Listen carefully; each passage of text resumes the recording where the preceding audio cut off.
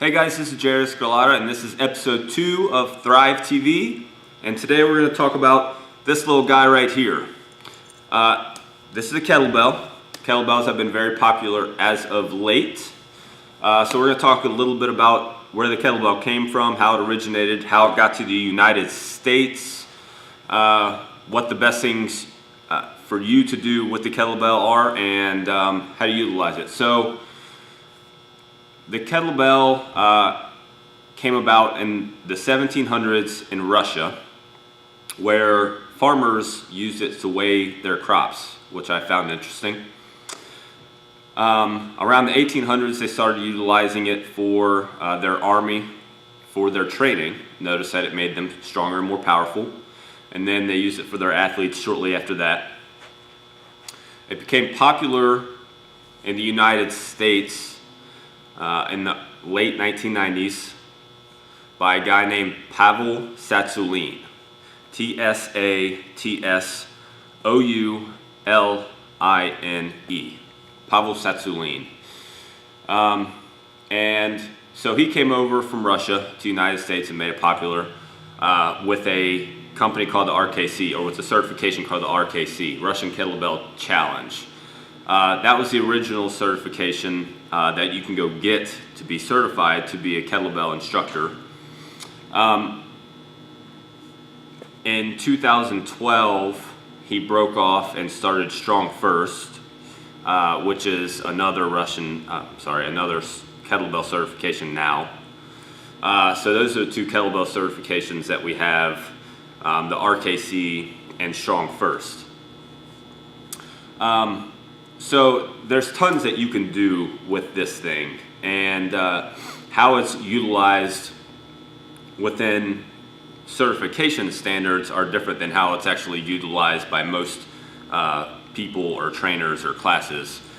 So by certification standards, generally the kettlebell is used for things like kettlebell swings, kettlebell snatches, Turkish get-ups, windmills, so things that are actually related, came over from Russia, okay, learned from the people from Russia, Pavel Tsatsouline, that taught us how to use the kettlebell. But like I said, it's used much differently over here in the United States than it was originally used for in training from Russia. So I'm not a huge fan of the kettlebell because you can do kettlebell snatches and all these other kettlebell things with it. Although those things are great, and we're going to go over a couple of them in a little bit, but I'm a huge fan of it because it's easy, it's mobile, it's easy to bring around with you, and it's pretty much a mobile gym. Admittedly, I was very resistant to these things for a long time. I grew up in the bodybuilding world, and kettlebells just weren't in the bodybuilding world. So I was resistant to these things a long time. Nonetheless, I'm happy that they're in my life, and I'm happy that they're around because, like I said, they make things easy. Anytime someone suggests one piece of equipment that they can get, it's one of these things. Just understanding what weight you need to get is important.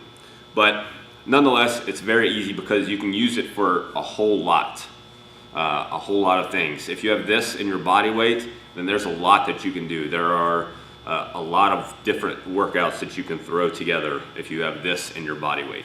You always have your body weight. Excuse me, and you can always have this with you as well. Yeah, I just burped, sorry. Just ate a little bit ago. There was like a 4-hour window where I didn't eat there, and that never happens, but that's not important. So with the kettlebell, I believe that there are really 3 exercises that are great to do with the kettlebell specifically. Like I said, so you have things like kettlebell snatches and windmills and all these other things that kettlebell purists would say are important to do, and they're all great exercises, but I always look at things from a risk-benefit ratio. How risky are they versus how do they benefit you? So whenever we're plugging things in, there are 3 exercises that we do that we believe help you use the kettlebell the best. Those 3 exercises are the kettlebell swing, the goblet squat, and the Turkish get up. So the kettlebell swing would be, it's a power development exercise. It's great because it's when you do it right, it's very efficient. It's very efficient. It helps you develop power, and it can also build your cardio and help you burn tons of fat really quick if you utilize it correctly. If you group kettlebell swings with something like push-ups, kettlebell swing, push-up, kettlebell swing, push-up, you'll get tired very quickly. You do that on a regular basis, you'll burn fat very quickly if your nutrition's in order. That's for a whole nother day, whole nother talk. The goblet squat, the reason the goblet squat is so great is because you have to hold the weight in front of you. So you hold it like a goblet, like this, okay?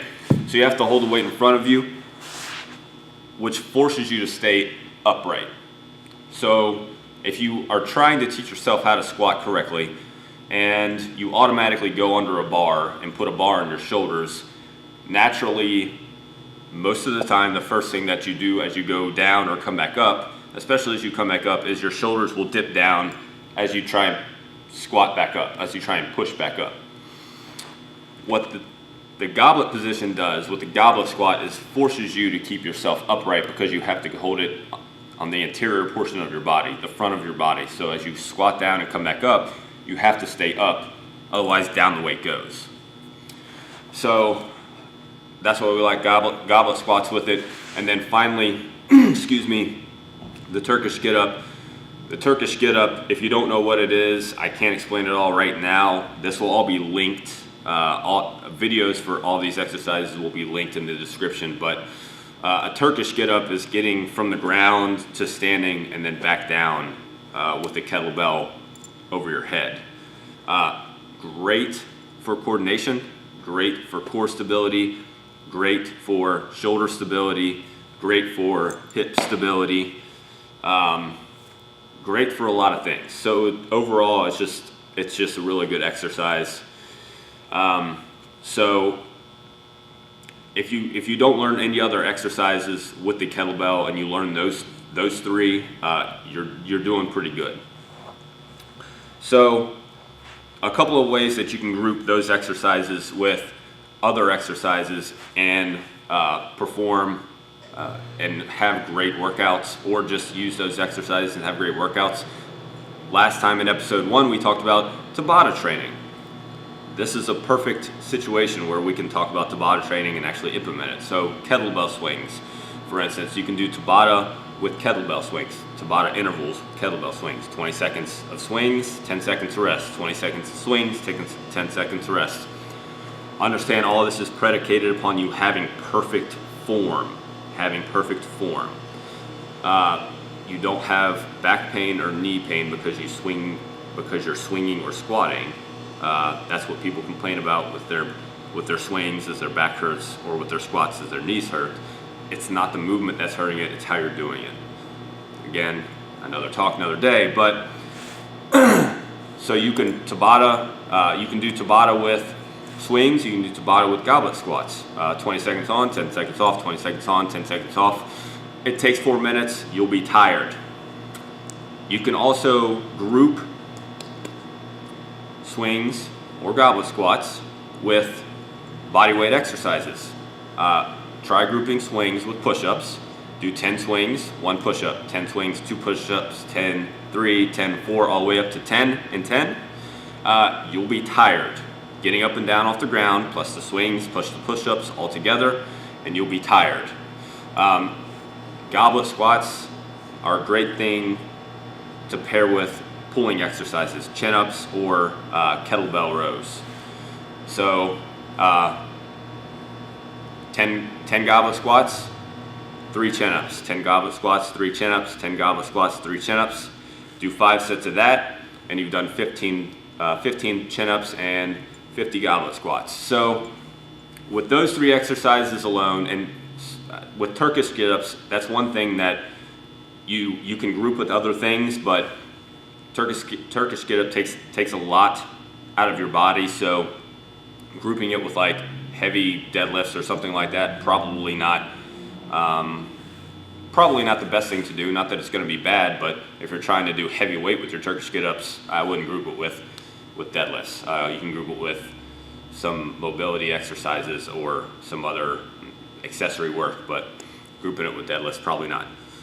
So taking those 3 exercises and grouping them with other exercises, even just body weight, you can have a great workout with this thing, and if this is all you did was this and your body weight, then you'd be doing pretty well for yourself. So if you guys have any questions about the kettlebell or about anything else, any suggestions, you can get us on Twitter at the Thrive Pack. We're also on Facebook, Thrive Fitness, or you can just leave comments at the bottom and let us know. So hopefully you guys enjoyed it, and we'll see you guys next time. Thanks.